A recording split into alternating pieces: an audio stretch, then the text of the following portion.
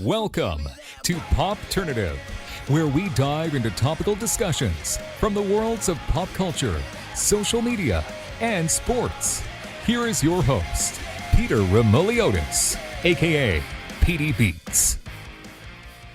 PD Beats here from Popternative, speaking to Chandler Kinney about Pretty Little Liars: Original Sin on HBO Max. Welcome to the show. Thank you so much for being here. Thank you so much. I'm so happy to be here, and I'm very excited to talk about the show with you. Absolutely. Big summer for Chandler Kinney. Like, big summer. Pretty Little Liars, Zombies 3. Did you know they were going to be kind of released close together, or did it kind of just happen? It just happened, I think it really, I was a bit nervous about it because Zombies got pushed a little bit because it's such an incredible movie. It's very cinematic, and there's so many cool special effects in it. And so they wanted the extra time to make it the absolute best it could be. Yes. And then, yes, there was so much going on with Pretty Little Liars. So everything just kept shifting until finally they gave me the dates and they were back to back. And so it was crazy. I know the red carpets were literally 1 week apart. And so it was just wild. The red carpet for Pretty Little Liars was the same day as the release day of Zombies. So yeah, and Matt Cornett was in the same boat as you as well, because he had High School Musical series. Exactly. That's so funny about Matt. There is a billboard on Sunset Boulevard, and it used to be a Zombies billboard, and then they replaced it after Zombies came out with a High School Musical billboard. And I'm like, who has two billboards replaced back to back? Pretty wild. So yeah, it's so crazy. It's been busy all around. No, absolutely. And killing the game right now. Original Sin is so great. This is a question. I feel like yourself and the cast of Original Sin are in a really interesting, unique spot, because Pretty Little Liars, there's familiarity with that name because of the previous show and the brand and everything. So there's that kind of familiarity for the viewer, but then, it's different characters, different story and everything. So at the end of the day, it's also a whole different world as well. So it's unfamiliarity and familiarity. Have you thought about that at all? Because I feel like that's a unique situation. Totally. It's definitely a bit of a balancing beam, obviously the original is absolutely incredible. It was like a pop culture phenomenon at the time. And I was a big fan growing up in middle school. I used to watch it all the time and was so invested in these characters and figuring out who A was. And so I was right there with that fan base as well. And now moving into our version of Pretty Little Liars: Original Sin, obviously we keep a very similar structure in that it is about these girls who are thrown together. Our girls are not close friends. They don't really know each other that well. But of course, it's that same structure of this anonymous identity really tormenting and threatening these girls. But as you said, other than that, it's pretty different, totally different circumstances and stories to tell, but all within the PLL cinematic universe, if you will. That's a great way of putting it. Absolutely. Yeah. So here's the thing. You know how you've been working on some shows and movies for quite some time and everything. You know how it works, the process and the waves of all the announcements, right? It's announced that there's going to be a Pretty Little Liars Original Sin show, right? There's rumblings and rumors that it's going to have horror slasher components, right? It's out there. We have no idea. And then, you watch the show and you're like, okay, the horror fans are going to eat this up. How excited were you to find out that the show was going to be a little darker, was going to have that horror component, knowing that the genre horror right now, Chandler, is so massive? What's that mindset like? It was very exciting to me when I first signed on to the project. I had actually just started that summer, which I guess is the summer of 2021. I just started watching horror movies because growing up, I never really... I thought I was a scaredy cat until I actually gave it a chance. And then I realized I had a much higher tolerance for horror than I thought. And so it was truly coincidental timing, because I was really becoming a pretty big fan, as this new version kind of presented itself to me. And so I was extremely excited for that reason. I think obviously, as we spoke, the original Pretty Little Liars was iconic. I think to turn up the heat a little bit more and set itself apart from that, Original Sin really just needed to lean into the horror, and that's exactly what he did. And so it's definitely darker, it's definitely grittier, and it's absolutely bloodier for sure. So yeah, and it's so crazy because the whodunit and that aspect of the original Pretty Little Liars show, I mean, that will always get you on the edge of your seat, right? Even if it's not scary, you know what I mean? Because we want to know, like, who did this? Like, who is it, right?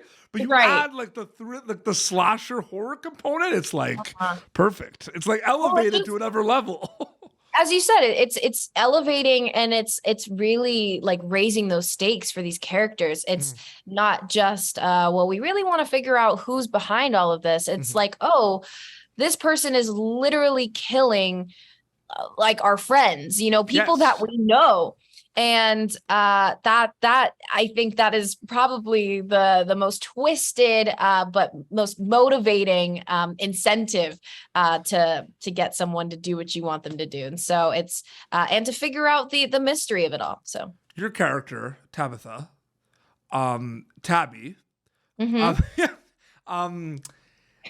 I'm just curious, when you're kind of reading and seeing the arc and the growth, and out of the girls, there's some girls that she's more close to than others and everything, and I feel like that whole group is close, but there's certain kind of bonds that people love on screen. When do you start really being kind of familiar and comfortable with that character? Is it like when you're reading the scripts and you go in first couple of days, or is it until you wrap? Like, I'm just curious about that. I think overall the entire process was a journey of sinking into that world. And I think specifically for Tabby, that rings true. I should have said Tabby. I was a Tabitha. You were like, yeah. Tabby, Tabitha, she goes by Tabitha when she's in trouble. Okay. I was like, whoa, in trouble right now. Like, I saw your face. You were like, pulled out the full name, Tabitha Hayworth. I'm like, whoa, Tabby. What did I do? That's funny. That is so funny. I think for Tabby, certainly, like when you step on a set, you wanna be fully in that character's headspace. I certainly was with Tabby. I just knew that there was a lot that I didn't know, about what was going on for her, because she didn't know what was going on really with her. And there's this thing that exists in her life, this trauma that is very apparent. And she's very aware of it, even though she tries to not let it consume her.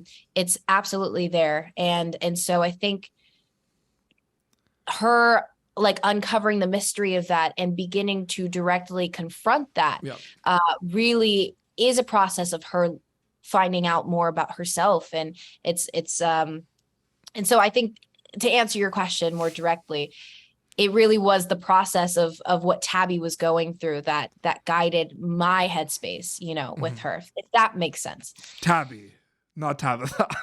Yeah, Tabby, not Tabitha. Tabby. Get it right. No, absolutely. Well, no, it's funny too, because there's some characters too, like on shows that they have a name, right? But like on Virgin River or Netflix, his name's not Brady, it's his last name. But like someone did an interview, talked to him from his first name, and he's like, he goes by his last name. It's the same thing. It's right. No, I do not take offense by it at all. I was just Josh. Absolutely. Before we wrap up quickly, I do have one quick zombies question, if that's okay with you. More than okay. When did you notice that you were part of something special with that franchise? Was it super early on? It was pretty early on. Obviously, I'd seen the first zombies come out and not only like do so well, but more personally, it resonated with people. Of course, you can go online and you can see that these music videos have over 100 million views, which is actually mind-boggling. Yes. Just the sheer amount of people that are so emotionally invested in these characters and the stories. And it speaks to how fun the universe is.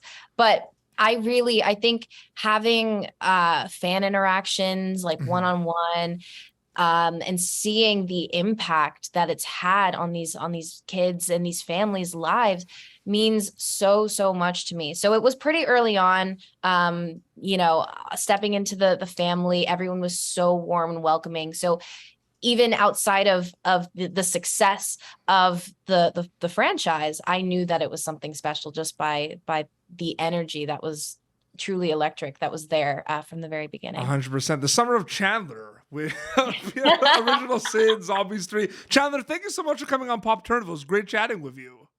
Thank you so much. I thoroughly enjoyed this. Original Sin on HBO Max, Zombies 3 on Disney Plus. You have an Instagram account, right? They can just search Chandler Kinney and they'll find you. Yeah, Chandler Kinney, Chandler L. Kinney, Instagram, Twitter, TikTok, all of the above, whatever the kids are scrolling through these days. Amazing. Well, this has been Popternative, youtube.com/Popternative for previous episodes. Until next time, this is Chandler Kinney, who plays Tabby in Pretty Little Liars. Original Sin on HBO Max, and Petey Beats signing off. Thank you for tuning in to Popternative. Make sure to check out our past episodes of Popternative on YouTube. Be sure to like Popternative on Facebook and follow us on Twitter. This has been an Autograph Communications production.